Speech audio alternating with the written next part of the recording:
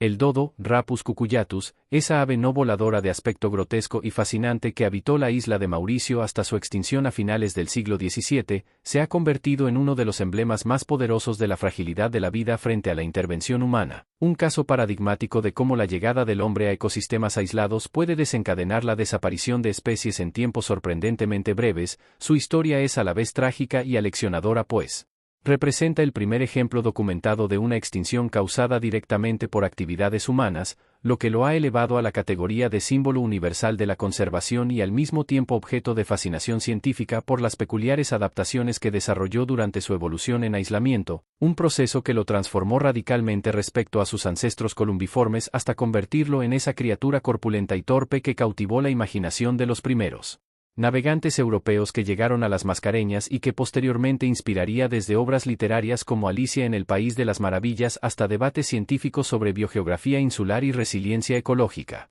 Originario exclusivamente de Mauricio, una isla volcánica en el Océano Índico que nunca estuvo conectada a ningún continente, el dodo evolucionó a partir de palomas migratorias que llegaron hace millones de años y que al establecerse en un entorno sin depredadores terrestres fueron perdiendo progresivamente la capacidad de volar mientras aumentaban de tamaño y desarrollaban ese pico ganchudo característico y unas patas robustas adaptadas para moverse entre la densa vegetación de la isla, un proceso de especiación alopátrica típico de las llamadas islas laboratorio, donde la ausencia de competidores y depredadores permite experimentos evolutivos únicos que dan lugar a formas de vida extraordinarias. En el caso del dodo, su dieta consistía principalmente en frutos caídos que encontraba en el suelo del bosque tropical, incluyendo los durísimos cocos de las palmeras endémicas que trituraba con su poderoso pico, aunque estudios recientes sugieren que también podía alimentarse de crustáceos y moluscos en las zonas costeras durante ciertas épocas del año, una versatilidad trófica que sin embargo no fue suficiente para salvarlo cuando su ecosistema fue abruptamente transformado por la llegada de especies invasoras junto con los colonos humanos.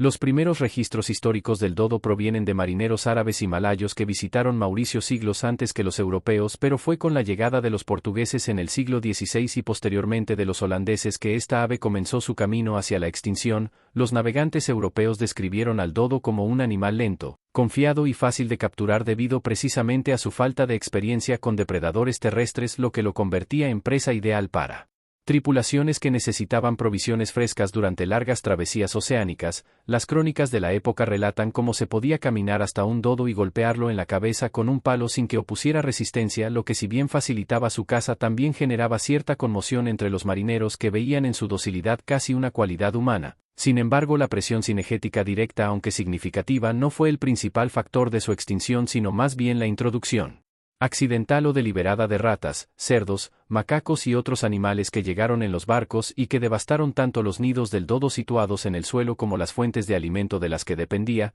Esta combinación de depredación de huevos por especies invasoras, destrucción de hábitat para establecer plantaciones y caza ocasional creó una tormenta perfecta que en menos de un siglo borró para siempre a esta especie única del planeta. El escaso interés científico por el dodo durante su existencia y los pocos restos físicos que sobrevivieron a su extinción han hecho que reconstruir su verdadera biología sea un desafío para los paleontólogos. Durante siglos se le consideró casi una criatura mitológica hasta que descubrimientos de esqueletos subfósiles en cuevas y pantanos de Mauricio a partir del siglo XIX permitieron confirmar su realidad física y comenzar a estudiar sus características anatómicas con mayor rigor. Estos hallazgos revelaron un ave de aproximadamente 1 metro de altura y entre 10 a 18 kilos de peso, con unas alas atrofiadas inservibles para el vuelo pero con unas patas musculosas adaptadas para sostener su voluminoso cuerpo. Su esternón carecía de quilla, lo que confirmaba su incapacidad para volar, mientras que su pico curvado presentaba una estructura única entre las aves que posiblemente le servía tanto para romper frutos duros como para exhibiciones intraespecíficas durante el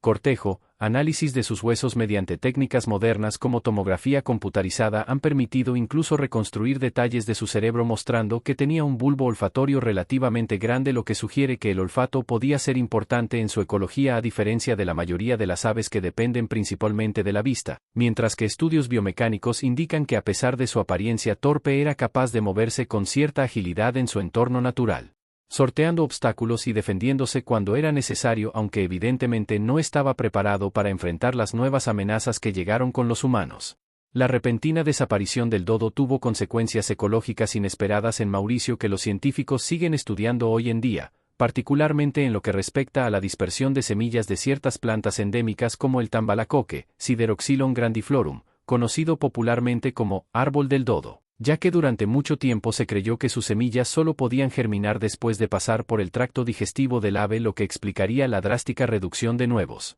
ejemplares tras su extinción, aunque esta teoría ha sido cuestionada en décadas recientes. Lo que sí está claro es que el dodo, como el mayor frugívoro terrestre de la isla, cumplía un papel ecológico clave en el mantenimiento del bosque tropical, que al desaparecer alteró profundamente la dinámica de regeneración vegetal, contribuyendo indirectamente a la degradación de los ecosistemas mauricianos. Este fenómeno, conocido como extinción de interacciones, ilustra cómo la pérdida de una sola especie puede desencadenar efectos en cascada que van mucho más allá de lo inmediatamente evidente y que pueden manifestarse incluso siglos después del evento inicial. En el ámbito cultural, el dodo ha experimentado una curiosa rehabilitación, pasando de ser considerado un animal estúpido y grotesco a convertirse en un ícono popular de la conservación y la biodiversidad. Esta transformación se debe en parte a su aparición en la literatura universal, especialmente como personaje en Alicia en el País de las Maravillas de Lewis Carroll, donde encarna una mezcla de melancolía y sabiduría cómica que capturó la imaginación del público victoriano. Al mismo tiempo, el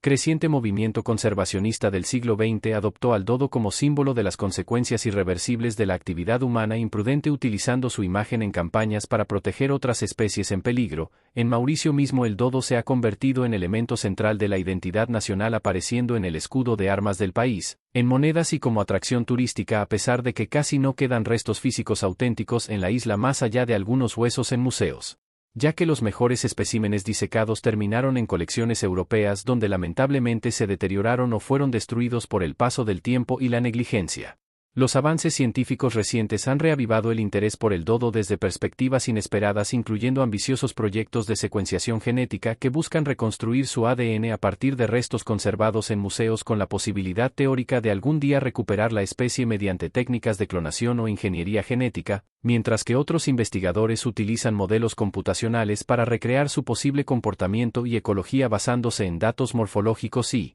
comparaciones con parientes cercanos como la también extinta solitaria de Rodríguez y la paloma de Nicobar, que aún sobrevive en algunas islas del Índico. Estas iniciativas, aunque polémicas desde el punto de vista ético, reflejan el deseo de redimir en cierta forma la pérdida del dodo y al mismo tiempo sirven para desarrollar tecnologías que podrían aplicarse a especies actualmente amenazadas. Paralelamente, en Mauricio se han implementado programas de restauración ecológica que buscan recrear en la medida de lo posible las condiciones prehumanas, incluyendo la erradicación de especies invasoras y la reintroducción de tortugas gigantes como análogos ecológicos que cumplan parcialmente el papel que alguna vez tuvo el dodo en la dispersión de semillas. La historia del dodo trasciende el mero relato de una extinción para convertirse en una metáfora poderosa sobre la relación entre el hombre y la naturaleza. Su caso fue el primero en demostrar de manera incontrovertible que las acciones humanas podían borrar para siempre una especie del planeta, y desde entonces ha servido como punto de referencia para evaluar nuestro impacto ecológico. Al mismo tiempo, su imagen ambivalente como criatura ridícula pero profundamente interesante desde el punto de